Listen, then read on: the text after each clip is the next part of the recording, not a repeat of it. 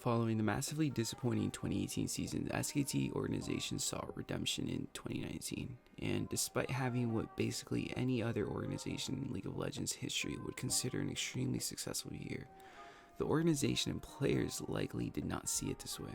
In case you need a quick reminder of what exactly happened in 2018, after losing both Huni and Peanut from their previous roster, SKT would go on to field Untara and Blank. As the season progressed, however, they would substitute in their rookie top laner Tall and jungler Blossom. At one point, they were even so desperate that they tried out Wolf in the jungle. I mean, imagine having not only one but two junglers on your roster and deciding that your support would do better.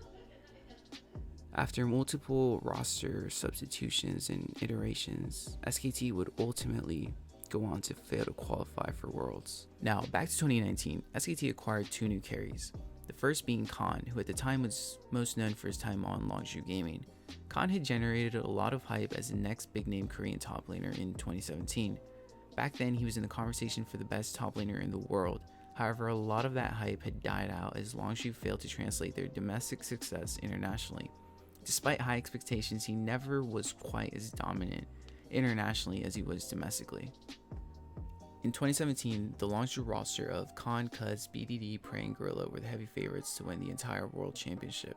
In fact, they were such heavy favorites that the official Riot Top 20 player list, which was created by Jad Deficio and Papa Smithy, who are amongst the best analysts out there, placed 4 of the Longzhu players within the top 6 players in the entire tournament.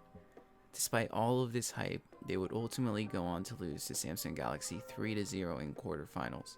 And as we all remember, that same Samsung Galaxy team would then go on to famously 3-0 SKT in the finals. As for their second carry, unless you followed LCK regularly, then you likely had never heard of Teddy. Despite being praised as one of the top 80 carries in the region by both LCK casters and analysts, Teddy was unfortunately stuck on Jin Air. And despite being in the league since Season 3, Jin Air as an organization has never really achieved much success. Infamously, casters gave Teddy the nickname of Fountain Laser, as Jin Air was notorious for stalling out games until Teddy had enough gold and resources to carry them to victory.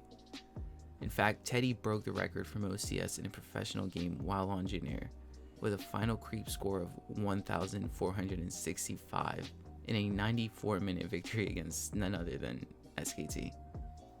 Now, let's talk about who Teddy was being paired with in the bot lane. Mata. There are very few supports, or even players for that matter, that come close to the amount of success Mata has achieved throughout his career. Not only did he achieve every professional player's dream by winning the World Championship in 2014, his team steamrolled through the competition, losing only 2 games the entire tournament. On top of that, he also earned himself the MVP award, being the only support player to ever do so. Although his time in China afterwards was not the greatest, it was pretty obvious he had gone there for the money, and I mean, who could blame him? He had already won a world championship. It seemed he had regained his competitive drive, eventually returning to Korea in 2018.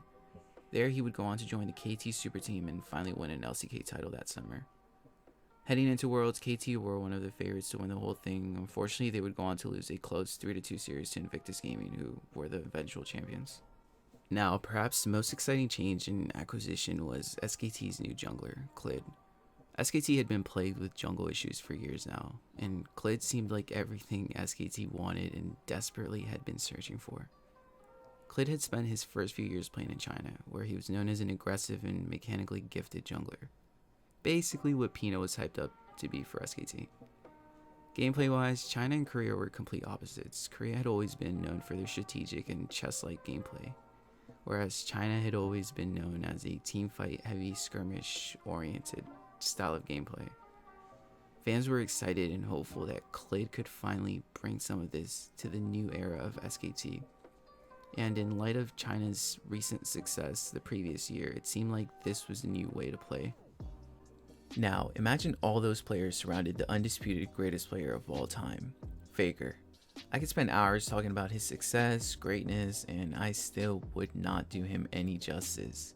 If you're watching this video, you're probably well aware of who Faker is and just how good he is. Simply put, he is the Michael Jordan of League of Legends. At this point in his career, Faker has transcended competitive League of Legends and has become an icon. If that wasn't enough, you also have Koma, another undisputed great in terms of coaching. There isn't a more successful coach in League history, And time after time, Faker and Coma have brought SKT to glory, fame, and success, eventually cementing the SKT dynasty. And although those days appear to be in the past, this new roster seemed like it could achieve those same heights of dominance and success both domestically and internationally. Looking back at the 2019 season, SKT was able to reclaim their domestic success, winning both spring and summer of LCK. While they were on the right track to re-establish the SKT dynasty, Faker and his teammates would fall short as they'd be eliminated in both quarters of MSI and Worlds by Europe's G2. Winning both splits of your region, placing top 4 at MSI and top 4 at Worlds would be considered a successful year if it were any other team. But SKT is not just any other team. During SKT's reign over competitive League of Legends, teams were fighting for second place. No one stood a chance against them. That level of dominance made viewers, whether you're a fan of SKTs or not, expect nothing but first place. Although both series they lost to G2 could have easily gone in SKT's favor, they didn't, and as a result, both the players and staff most likely viewed the year as a failure. Had those series gone in SKT's favor, the roster and coaching staff may have remained the same. Instead, we saw the departure of longtime coach Coma, something no one thought they would ever see. SKT also suffered the loss of Clid, perhaps the best jungler the organization has had since Bengi. Another heavy loss came in the form of Khan, who had returned to the forum that year and regained some of that hype from his Longzhu days.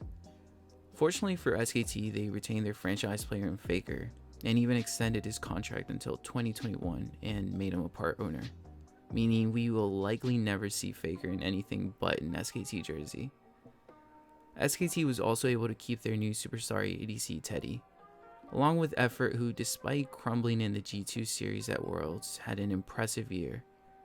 Although 2019 wasn't the redemption arc of Korea internationally, it definitely was still redemption for SKT domestically. I have no doubts they will once again be favorites at Worlds this year, and who knows, maybe this year they'll take it all.